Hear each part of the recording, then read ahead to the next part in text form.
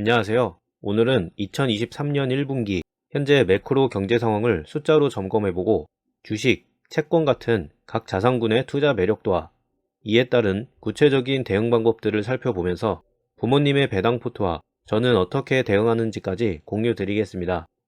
저희 채널 컨셉에 맞게 시장에 대한 제 개인적인 예측보다는 최근에 호워드 막스가 포브스와 진행한 인터뷰와 JP모건, GMO 같은 신뢰할 만한 기관들의 숫자 기반 자료에 집중하겠습니다.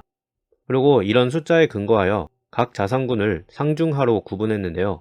여기서 상은 적극, 공격적으로 투자를 할 만큼 좋은 상황이 있는 거고, 하는 아예 투자를 하지 않던가 아니면 하더라도 아주 보수적으로 접근해야 할 만큼 부정적인 상황을 이야기합니다.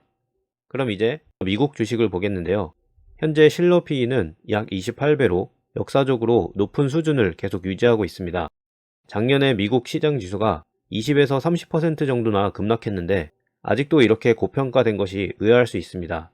가장 큰 원인은 1년 전 실러 PE가 36.9배로 당시에 얼마나 말도 안 되게 시장이 고평가되었다는 것에 다시 한번 놀라게 됩니다.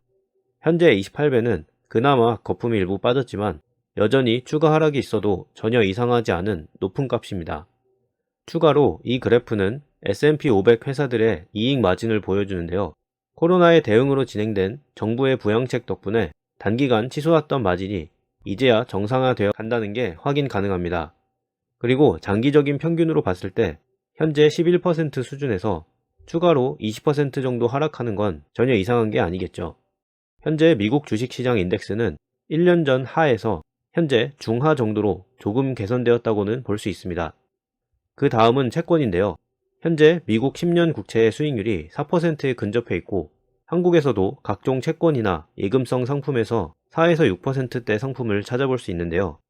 2008년 금융위기 이후에 10년가량 초저금리가 너무 오래 유지되었기 때문에 4에서 6% 금리만 봐도 엄청나게 올랐다는 말이 나올 만도 합니다. 하지만 과거 50년의 추이를 본다면 현재 금리는 여전히 낮은 편이라는 걸 확인할 수 있습니다. 금리가 무조건 더 오른다 이런 예측을 하는 건 아니지만 지금보다 30-40% 정도 추가로 올라도 전혀 이상한 건 아니라는 거죠. 상중하 카테고리로 봤을 때 채권도 역시나 이제서야 하에서 중하 정도로 약간 업그레이드 되었다고 평가할 수 있습니다. 점수가 너무 짠 거 아니냐라고 생각하실 수도 있지만 이 표를 보시면 조금 생각이 바뀔 수도 있는데요. 현재 포명 금리는 4% 정도이지만 인플레이션이 여전히 높기 때문에 실질 금리는 마이너스 2%라는 걸 참고해야 합니다. 그리고 미국 국채 외에 회사채, 특히나 배당 수익률이 10% 넘게 치솟은 이런 ETF에도 관심이 갈 만한데요. 이와 관련된 분석과 판단은 작년 말 진행한 HYT 영상을 참고하시면 되겠습니다. 그 다음은 원자재인데요. 우울했던 2022년 주식시장과 상반되게 작년에 25% 정도 상승하며 가장 좋은 성적을 낸 분야 중 하나입니다.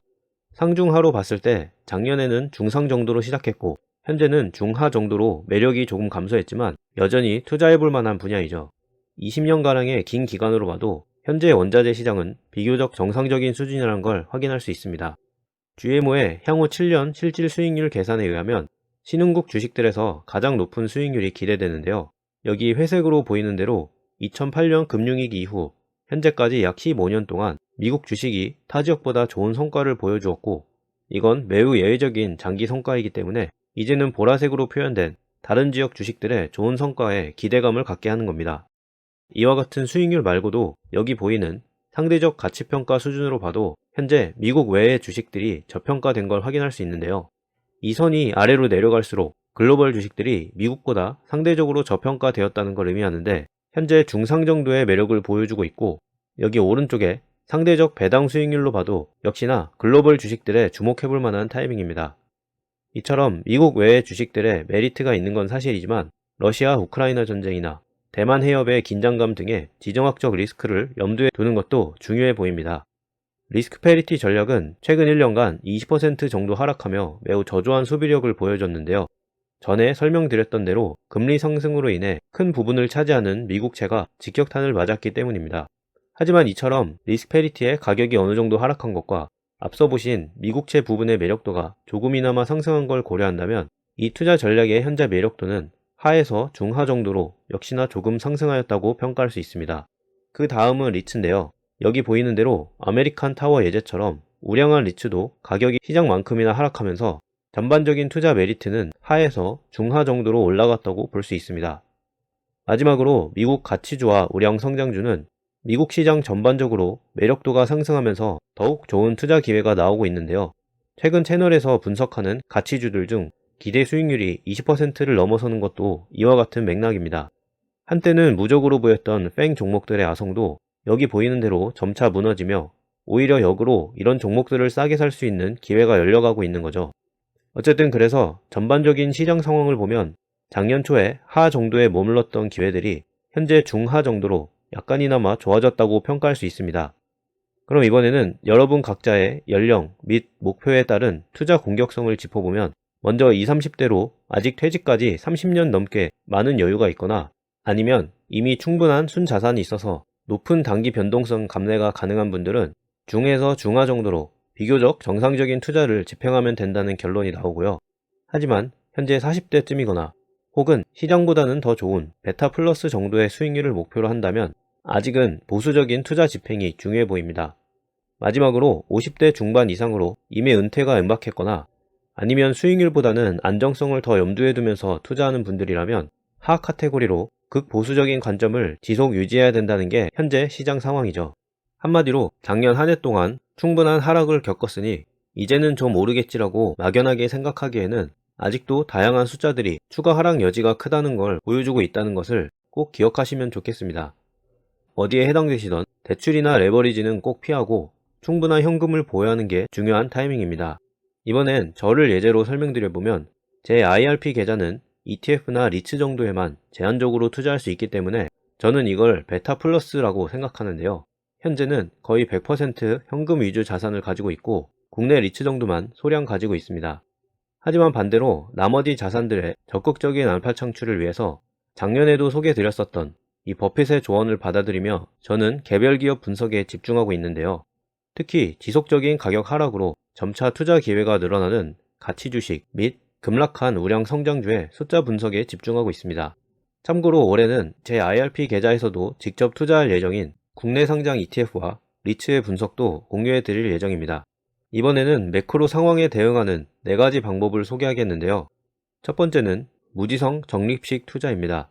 무지성이라고 해서 꼭 나쁜 건 아니고 최대한 투자 스트레스를 받지 않으면서 장기적으로도 시장 정도의 수익률만 기대하며 투자하는 방식이죠. 앞서 보신 대로 미국 주식시장 전체적으로는 고평가 구간이기 때문에 신흥국 주식 ETF나 미국에서도 SCHD 같은 펀더멘탈 가치주 중심의 ETF를 고려하는 게 현명해 보입니다. 참고로 과거에 분석한 신흥국 주식 ETF는 영상 하단에 링크를 달아두었으니 참고해 주시고요. 티처블 회원분들은 기타 ETF 리스트에서 분석 영상들을 시청할 수 있습니다. 그 다음은 베타 플러스 방식인데요. 이건 시장과는 비슷하지만 약간 더 높은 수익률에 도전하는 방식이죠. 예를 들어서 방금 1번에서 본 대로 ETF 중심의 포트를 짜두고 여기에 추가로 메리트가 느껴지는 개별 종목 몇 개에 투자하는 방식인데요.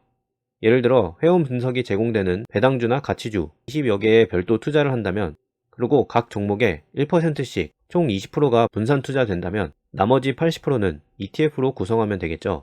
이렇게 하면 ETF들에는 잘 포함되지 않는 리츠나 가치주 투자를 하면서도 동시에 시장 수익률에서 크게 벗어나지 않기 때문에 많은 회원분들이 이런 방식을 택하고 있습니다. 세 번째는 리스크 페리티인데요.